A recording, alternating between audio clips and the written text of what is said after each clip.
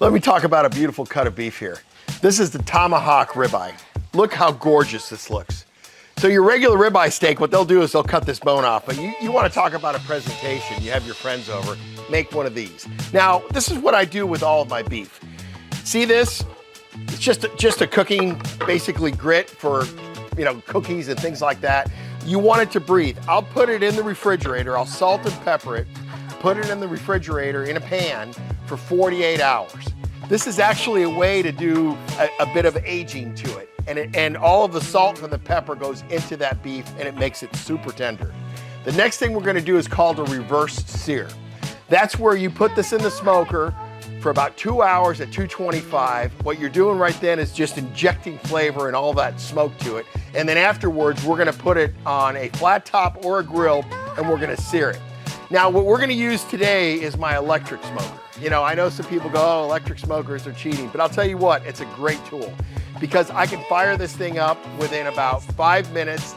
It's you know, ready to go. You put it in there for 2 hours. I've got an offset smoker I'll do briskets with, that it's a 16-hour cook. That's a lot of fun. If you don't have that extra 16 hours and you want to be able to do this for dinner tonight, this is something that's going to go in there for 2 hours. And I think we're using apple wood at this point on this one. But I use whatever wood that's out there. A lot of people ask, well, you know, what kind of wood should I use? Use whatever you have. If you really look at the origins of wood, it's wherever it was. Mesquite, well, that's because it's grown in Texas. That's what they had. Oak, well, we have that in Florida. So don't get too particular about what kind of wood that you use. Whatever it is, it's gonna be awesome. We're gonna go over here to the electric smoker right now. We're gonna put this in there for 2 hours, and then afterwards, we're gonna go ahead and sear it, and then we're gonna cut it and enjoy it. Here we go. Put them right on the rack. Here's the wood, it's pellets, real simple. They go in on the bottom. Turn it on. We're gonna set the temp, 225, and she's ready to go. This thing will be smoking in about 5 minutes. In 2 hours, it'll be ready to go out, and then we'll finish it up on the grill. This is the way that you can be able to, if you don't have all day, you could do this with all kinds of things. You know, I'll put burgers in here for like an hour and then transfer them over to the grill, and they taste like they've just been in a fire. You know, just like an outdoor cooking fire. They're awesome. You can do it with anything. Salmon, I've done that with salmon in here.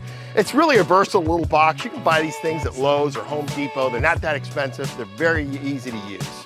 Let's check out the Tomahawk. I know the ribs are gonna need to go in there a little bit longer. I can tell by touching it right here. See how soft it is? We're looking at rare. We're gonna finish this off, we're gonna sear it, and I'll take it over either to the flat top or I'll take it to the grill, and then we'll cut it. It's gonna be awesome. All right, so this is the moment where we have taken our Tomahawk steak out of the smoker where it went in for about 2 hours, right? It's still sitting at rare. The reverse searing is you sear at the end. That's why they call it reverse. Gave it all the flavor at the front. I've got it nice and hot. We're gonna go ahead and do some cross hatches, right?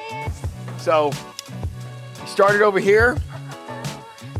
Add my secret ingredient, little butter. I'm gonna close it because I want it to melt in there a little bit, and then we're gonna reverse it. All right, so I just took it out. See how you have the grill marks going this way on it?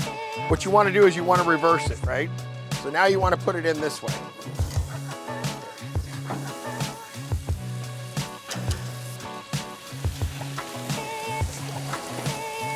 Add a little more. Whoa, hey, lost the butter. See if I can catch it. No. The other one on there. See that nice char that you're getting on there?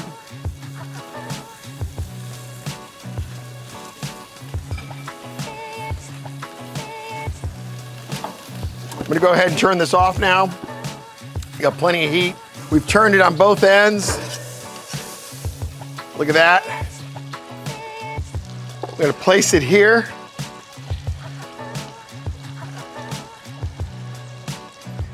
Add a little butter there. I wanna let this sit for about 5 minutes before we cut into it. because once you take it out, it's still continuing to cook. So you don't want to cut it early. If you do, all of the juices will come out of it. It ends up getting dry. So you want to let it actually sit in there and continue to cook for about 5 minutes. It's worth the reward. We're going to slice into it, I guarantee it. So you know how we put butter on top of this, right? And I said, wait about 5 minutes. Well, if you're wondering what 5 minutes is, if you're not timing it, this is what I do. When that butter completely melts off the top of that steak, it's ready to go. Let's see what we got here. We're gonna cut into this beautiful tomahawk.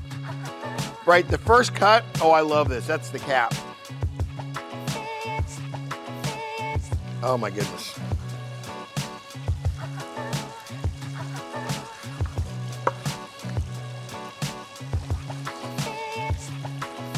Look at this steak. As you're cutting it, you start seeing the color coming into it. Now my favorite, that's it right there. This is it. Oh my God.